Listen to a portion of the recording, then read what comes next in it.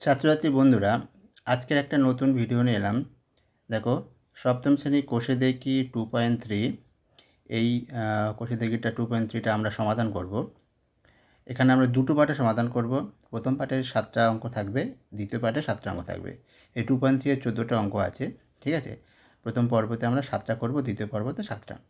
তাহলে চলো দেখে না যাক প্রথম পর্বে কি কি আজকের আছে। শুরু করার আগে বলি, যদি ভিডিওটা ভালো লাগে তাহলে অবশ্যই লাইক দিও আর বন্ধুদের সঙ্গে শেয়ার করো যাদের ভিডিওটা প্রয়োজন, ঠিক আছে। আর তোমাদের যদি এখনও সাবস্ক্রাইব না করে থাকো তাহলে অবশ্যই চ্যানেলটা সাবস্ক্রাইব করে নাও এরকম ভালো ভালো ভিডিও পাওয়ার জন্য। আর সঙ্গে সঙ্গে পাশে থাকা বেল আইকনটা অন করে রেখো যাতে আমি যখনই ভিডিও আপলোড করবো সঙ্গে সঙ্গে যেন তোমাদের কাছে পৌঁছে যায়।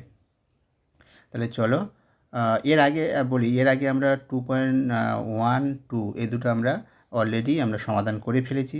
তোমরা যারা দেখোনি ভিডিওটা ওটা দেখে নিও, ওই ভিডিও দুটো দেখে নিও। চলো আজকে তাহলে শুরু করা যাক। আজকের যেগুলো শুরু করছি দেখে নাও কী কী অঙ্ক আছে আগে একটু দেখে নিই। দেখো, প্রথম যে অঙ্কটা আমরা যেগুলো টিক মারা আছে দেখতে পাচ্ছ, ওই অঙ্কগুলো আমরা সলভ করব। আর যেগুলো টিক মারা নেই ওটা পরের ভিডিওতে সলভ করে দেওয়া হবে, ঠিক আছে। দেখো, প্রথম যেটা আছে সেটা হচ্ছে গত বছরে রসকুণ্ডু গ্রামে স্বাক্ষর ও অক্ষর পরিচয়হীন লোকের সংখ্যার অনুপাত হচ্ছে 4:1। গ্রামের মোট জনসংখ্যা 6,550 জন হলে স্বাক্ষর ও অক্ষর পরিচয়হীন লোকের সংখ্যা কত ছিল দেখি। এক্ষেত্রে আমাদের যেটা নিয়মটা আমাদের করতে হবে সেটা দেখো, আনুপাতিক ভাগহার বার করতে হবে। হ্যাঁ, সেটা কি, সেটা আমরা অঙ্কটা করলে বুঝতে পারবে আনুপাতিক ভাগহারটা কী, কিন্তু সেটা জানতে হবে। হ্যাঁ, চলো দেখে না যাক অঙ্কটা কীভাবে আমরা করছি, ঠিক আছে। চলো দেখো, কি দেওয়া ছিল যে রসকুণ্ডু গ্রামে স্বাক্ষর ও অক্ষর পরিচয়হীন লোকের সংখ্যার অনুপাত ছিল 4:1। এবারে আনুপাতিক ভাগহারটা কী করে বার করতে হয় দেখো, যে লিখতে হবে স্বাক্ষর আর অক্ষর পরিচয়হীন এই দুটো বিষয় আছে। এবার তার অনুপাতটা কত, 4:1। তাহলে স্বাক্ষর লোকের সংখ্যার আনুপাতিক ভাগহারটা হবে কি, ওই স্বাক্ষরের যে প্রথম যে অনুপাতের যে পূর্বপদটা তো স্বাক্ষরের জন্য, সেই পূর্বপদটা স্বাক্ষরের জন্য যেহেতু 4, তাই 4/4+1, মানে যেটা থাকবে, যে দুটো থাকলে দুটো, তিনটে থাকলে রাশি থাকলে তিনটে যোগ হয়ে যাবে, এই হচ্ছে ব্যাপার। তাহলে 4+1 তাহলে সমান কত হয়ে যাবে, 4/5। এইটাই হয়ে গেল স্বাক্ষর লোকের সংখ্যার আনুপাতিক ভাগহার, ঠিক আছে। দেখো, এই যে স্বাক্ষর ও অক্ষর পরিচয়হীন লোকের সংখ্যার অনুপাত বলেছে, তাহলে প্রথমটা স্বাক্ষরের জন্য আর দ্বিতীয়টা অক্ষর পরিচয়হীন। সেই জন্য প্রথমটা যখন আনুপাতিক ভাগার বার করব সেটা প্রথমটা বাই 4+1, মানে যেগুলো থাকবে 4+1 তাদের যোগফল, দুটো অনুপাতে যে পূর্বপদ অনুপাত আর উত্তরপদ এগুলো যোগফল হয়ে যাবে, নিচে বসবে। তাহলে 4/4+1 মানে 4/5, এটা হয়ে গেল আনুপাতিক ভাগার প্রথমটার জন্য। আর দ্বিতীয়টার ক্ষেত্রে কী হবে, দ্বিতীয়টার ক্ষেত্রে হবে অক্ষর পরিচয়হীন লোকের সংখ্যার আনুপাতিক ভাগারটা কী হবে, 1/4+1 মানে 1/5। এটা বার করার কেন বার করলাম পরে বুঝতে পারবে। দেখো, তারপরে কি বলেছে, যে গ্রামের মোট জনসংখ্যা বলে দিয়েছে। তাহলে এবারে আমার যদি এবার বলেছে যে স্বাক্ষর লোকের সংখ্যা কত আর অক্ষর প্রয়োজন লোকের সংখ্যা কত সেটা বার করো, ঠিক আছে। মোট জনসংখ্যা, তার মধ্যে কতজন স্বাক্ষর আর কতজন অক্ষর পরিচয়হীন। দেখো, সেটা বার করতে কী লিখতে হবে, ওই গ্রামে স্বাক্ষর লোকের সংখ্যা ছিল, বার করতে গেলে ওই যে মোট জনসংখ্যার সঙ্গে গুণ করব আমরা, যে স্বাক্ষর লোকের যে আনুপাতিক ভাগারটা পেলাম 4/5, ওটা গুণ করা হবে, মানে ওটা গুণ করা হবে স্বাক্ষর লোকের সংখ্যা বার করতে। তাহলে দেখো, তাই করা হয়েছে এত জন ইন্টু 4/5, মানে হয়ে গেল এত জন, ঠিক আছে। কাটাকাটি করলে যেটা হয় সেটা করলে এটা। তারপর দ্বিতীয়টা ক্ষেত্রে অক্ষর প্রয়োজনীয় লোকের সংখ্যা ছিল, কত হবে, ওই অত জনের সঙ্গে গুণ করব কি 1/5, এটা 4 নয়, এটা 1/5, 4 লিখতে গিয়েছিলাম তাই ওটা ওরকমভাবে হয়ে গেছে 1/5, মানে 1/5 তো এটাই তো 1/5 আছে, তাই না। ওই 1/5টা এখানে গুণ হবে, ঠিক আছে। দেখো, 1/5টা গুণ হয়েছে, 5টা গুণ হলে কত হবে, এতজন হয়ে গেল, এতজন। এটা হয়ে গেল অক্ষর প্রয়োজনীয় লোকের সংখ্যা ছিল। এই আমাদের জানতে চেয়েছিল স্বাক্ষর লোকের সংখ্যা কতজন, লোকের প্রয়োজন, এটা হয়ে গেল। এবার দেখো দ্বিতীয় অঙ্কটা কী আছে। দ্বিতীয় অঙ্কটা কী ছিল, বলেছে 640 টাকা বিশু ও অপর্ণার মধ্যে 5:3 অনুপাতে ভাগ করে দিই, কাকে কত টাকা দেব হিসাব করি। এটা ওই একই রকম নিয়মে। দেখো কী করতে হবে, দেখে নাও। বিশু ও অপর্ণার প্রাপ্ত অর্থের অনুপাত, যেটা দেওয়া আছে ওটা প্রথমে লিখে নিতে হবে। প্রাপ্ত মানে ওদেরকে দেওয়া অর্থের অনুপাত কত, 5:3। বিশুকে 5 আর ওটাকে 3 যদি ধরি 5:3 এই অনুপাত। তাহলে বিশুর প্রাপ্ত অর্থের আনুপাতিক ভাগার কত ওই নিয়মে, তাহলে 5/5 + 3 মানে 5/8। আর অপর্ণায় প্রাপ্ত অর্থের আনুপাতিক ভাগার কত ওই 3/5 + 3 মানে 3/8। আর মোট অর্থ কত ছিল 640 টাকা, ওই এই টাকা থেকে দেওয়া হয়েছে দুজনকে ভাগ করে। তাহলে এই বিশুকে কত দেওয়া হবে, বিশুকে দেবো কত ওই 640 × 5/8 মানে 5/8 কাটাকাটি করলে যেটা হয় তাহলে 400 টাকা পেয়ে যাবে।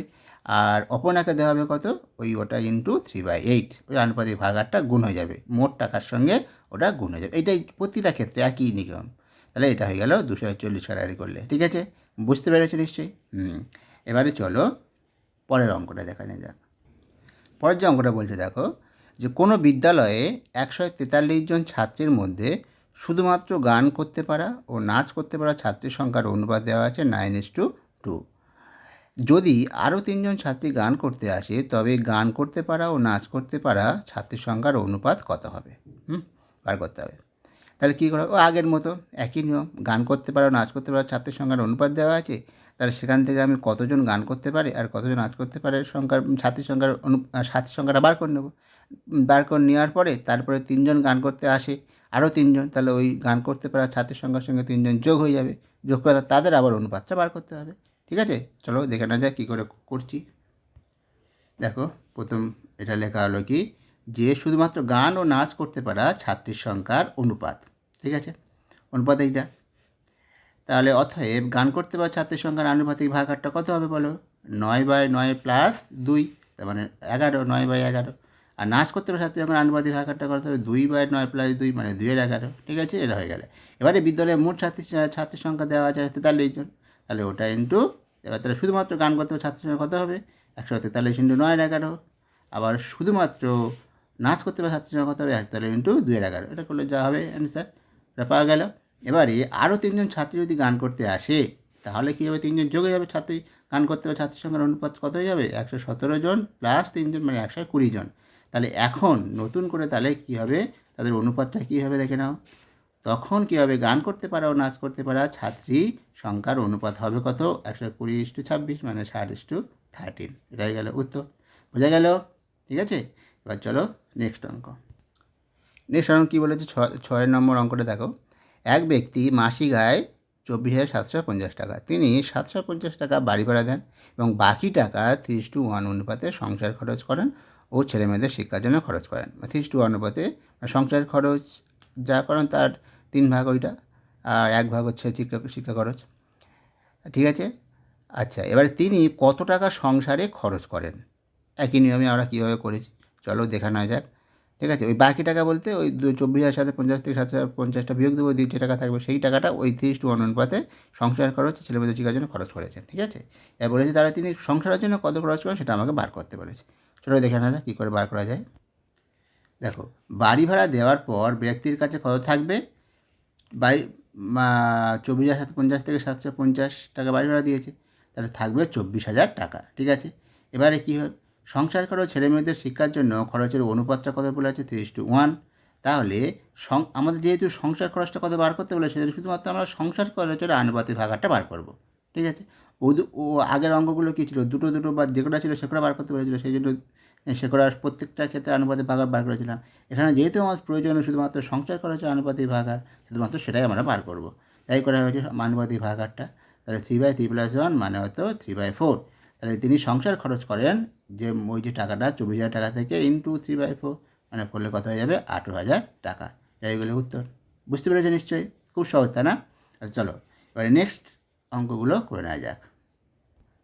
দেখো 7 নম্বর অঙ্কটা কী বলেছে, যে বিবেকানন্দ যুব পাঠাগার কোনো এক বছর 74,350 টাকা সরকারি অনুদান পেল, 4,350 টাকা পেয়েছে চাঁদা আদায় করলো, আর পুরনো কাগজপত্র ইত্যাদি বিক্রি করে পেল 1,300 টাকা।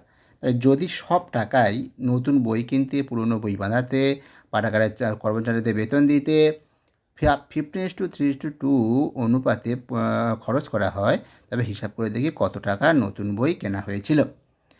চলো দেখে না যাক কীভাবে করে যায়। সরকারি অনুদান, চাঁদা আদায় ও পুরনো কাগজপত্র বিক্রি করে প্রাপ্ত মোট অর্থ মানে কত টাকা টোটাল হলো, তাহলে 3টে যোগ করব, করলে এই টাকা হয়ে যাবে 80,000 টাকা। এবারে নতুন বই কিনতে, পুরনো বই বাঁধাতে ও পাঠাগারের কর্মচারীদের বেতন দিতে খরচ করা যে অর্থ, তাদের অনুপাতটা কত বলা আছে, যে 15:3:2। এবারে কি করা হবে, তাহলে আনুপাতিক ভাগার বার করব। বলছে আমাদের নতুন বই কিনতে কত খরচ সেটা বার করতে বলেছে, তাহলে তার আনুপাতিক ভাগারটা বার করে নেব। নতুন বই কিনতে খরচ করা অর্থের আনুপাতিক ভাগারটা হবে ওই 15/15 প্লাস তার 3+2, মানে হয়ে 15/20, মানে হচ্ছে 3/4 টাকা। তাহলে নতুন বই কিনতে খরচ হয়েছিল কত, 80,000 টাকা ইন্টু 3/4, ঠিক আছে, তার সমান হয়ে যাবে 60,000 টাকা। ঠিক আছে, মানে 80,000 থেকে 4 কাটাকাটি করে ওই রকম হলো। বুঝে গেল? অঙ্কগুলো খুব সহজ মনে হচ্ছে না কঠিন মনে হচ্ছে, কমেন্ট করে জানাও তো। আচ্ছা, এবার দেখো 10 নম্বরের অঙ্কটা দেখো। 10 নম্বর অঙ্কটা কী বলেছে, যে এবিসি ত্রিভুজের তিনটে কোণের সমষ্টি দেওয়া আছে 180 ডিগ্রি। বিএসি, এবিসি, এসিবি তাদের অনুপাত, প্রত্যেকটা কোণের অনুপাত কত দেওয়া হয়েছে, 3:5:10। যদি এই বিএসি এর মান 10 ডিগ্রি কম হয়, এবিসির মান 10 ডিগ্রি বেশি হয়, তাহলে কোন তিনটির অনুপাত কত হবে হিসাব করি। ঠিক আছে, প্রথমে আমরা বার করব কোন তিনটির মান বার করে নেবো, অনুপাত দেওয়া আছে বা সমষ্টি দেওয়া আছে, মানটা বার করে নেবো, করে তারপরে 10 ডিগ্রি কম 10 ডিগ্রি বেশি করে তারপর আবার নতুন একটা অনুপাত বার করব। তাহলে চলো দেখা না যাক কী আছে। এবিসি ত্রিভুজের তিনটে কোণের সমষ্টি বলে দেওয়া আছে, তারপরে বিএসি, এবিসি আর এসিবি এর মানের অনুপাত 3:5:10। তাহলে বিএসি এর মানে আনুপাতিক ভাগারটা কত হবে, 3 ওইটা যোগ হয়ে যাবে, তিনটে অনুপাতের যে পদগুলো যোগ করে 3/18। এবিসি এর ক্ষেত্রে কত হবে, 5/8, 5 ওইটা যোগ হয়ে যাবে 5/18। আর এসিবি এর ক্ষেত্রে হয়ে যাবে এসিবি 10 ওইটা তিনটে যোগ হয়ে যাবে, তাহলে 10/18। এবারে অতএব তাহলে বিএসি এর মান কত হয়ে যাবে, 180 ডিগ্রি ইন্টু 3/18 মানে 30 ডিগ্রি। আর এবিসি এর মান ওই রকম একই নিয়মে। তারপরে এসিবি এর মান বার করে দেখতে পাচ্ছ, করে দেওয়া হয়ে গেল। এবারে আমাকে কি করতে হবে দেখে নাও, তোকে বলে দেওয়া ছিল কি, যে এখন বিএসি এর মান 10 ডিগ্রি কম হলে, 10 ডিগ্রি কম হলে তখন কী হবে, কম হলে তাহলে বিএসির নতুন মান কত হবে, 30 থেকে 10 বিয়োগ মানে 20 ডিগ্রি। আর এবিসির মান 10 ডিগ্রি বেশি হলে এবিসির নতুন মান কত হবে, 50 + 10 মানে 60 ডিগ্রি। তাহলে তখন কোন তিনটির অনুপাত কত হবে, তখন বিএসি, এবিসি, এসিবি এইভাবে থাকলে অনুপাতটা হবে 20 ডিগ্রি, 60 ডিগ্রি আর 100 ডিগ্রি, মানে হচ্ছে 1:3:5। এটা গেলো উত্তর। এবার চলো আজকে লাস্ট যে অঙ্কটা করা হবে, দেখো 12 নম্বর অঙ্কটা, যে আমাদের গ্রামের রাস্তা তৈরির জন্য পরপর 4 বছরের খরচের অনুপাত দেওয়া আছে 2:4:3:2 হয়, এবং ওই 4 বছরে যদি 132 লক্ষ টাকা খরচ হয়, তবে হিসাব করে দেখি দ্বিতীয় বছরে কত টাকা খরচ হয়েছে। প্রথম ও তৃতীয় বছরে মোট কত টাকা খরচ হয়েছে হিসাব করি। ঠিক আছে, এই অঙ্কটা করতে হবে। চলো এটা করার আগে বলি, যদি তোমরা এতদূর পর্যন্ত ভিডিওটা দেখে থাকো আর যদি ভালো লেগে থাকে তাহলে অবশ্যই লাইক দিও, বন্ধুদের সঙ্গে শেয়ার করো, আর যদি না সাবস্ক্রাইব এখনও করে না থাকো তাহলে অবশ্যই চ্যানেলটা সাবস্ক্রাইব করে রাখো এই ধরনের ভালো ভালো ভিডিও পাওয়ার জন্যে। আর সঙ্গে সঙ্গে পাশে থাকা বেল আইকনটা অন করে রেখো, যাতে যখনই ভিডিও আপলোড করবো সঙ্গে সঙ্গে যেন তোমাদের কাছে পৌঁছে যায়। ঠিক আছে, তাহলে চলো তাহলে শেষ অঙ্কটা আমরা করে নিই। কী দেওয়া আছে দেখো, গ্রামের রাস্তা তৈরির জন্য পরপর 4 বছরের খরচের অনুপাত দেওয়া আছে।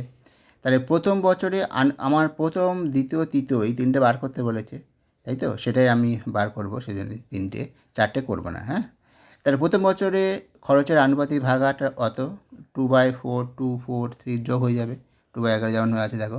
দ্বিতীয় বছরে কত হবে, ওই 4 ওই নিচেটা তো একই হয়ে যাবে, একবার বার করেছি মানে দ্বিতীয়বার বার করে দিলে হবে, কোনো অসুবিধা নেই। তৃতীয় বছরে খরচের আনুপাতিক ভাগা এত, 3/এত। এবারে মোট খরচ, 4 বছরে মোট খরচ কত বলেছে, 132 লক্ষ টাকা। তাহলে দ্বিতীয় বছরে খরচ হয়েছে, দ্বিতীয় বছরটা আগে চেয়ে তাই দ্বিতীয় বছরটা বার করেছে আগে। ঠিক আছে, হয়তো প্রশ্ন রাখতে পারে যে স্যার দ্বিতীয় বছরটা কেন বার করলে, কারণ দ্বিতীয় বছরে প্রশ্ন করেছে তাই দ্বিতীয় বছরটা আগে, তাই এটা বার করা হয়েছে আগে। তাই 132 লক্ষ টাকা ইন্টু 4/11 দ্বিতীয় বছরের জন্য, তাহলে সেটা হয়ে যাবে 48 লক্ষ টাকা। এবারে প্রথম বছরে খরচ হয়েছে কত, 132 লক্ষ টাকা ইন্টু 2/11, তার মানে সেটা হয়ে যাবে 24 লক্ষ টাকা। আর তৃতীয় বছরে খরচ হয়েছে কত, 132 লক্ষ টাকা ইন্টু 3/11, মানে ওটা 36 লক্ষ টাকা। আর জানতে চাই প্রথম আর তৃতীয় বছরে মোট কত খরচ হয়েছে, সেই জন্য যোগ করতে হবে। তাই প্রথমে তৃতীয় বছরে মোট খরচ হয়েছে কত, আর 24 + 36 লক্ষ টাকা মানে 60 লক্ষ টাকা। এটাই হয়ে গেল আমার উত্তর। ঠিক আছে, তাহলে দেখো যদি ভিডিওটা ভালো লাগে অবশ্যই লাইক শেয়ার করো। ঠিক আছে, আর বলি তাহলে আজকের মতো এই পর্যন্ত, তাহলে ভালো থেকো।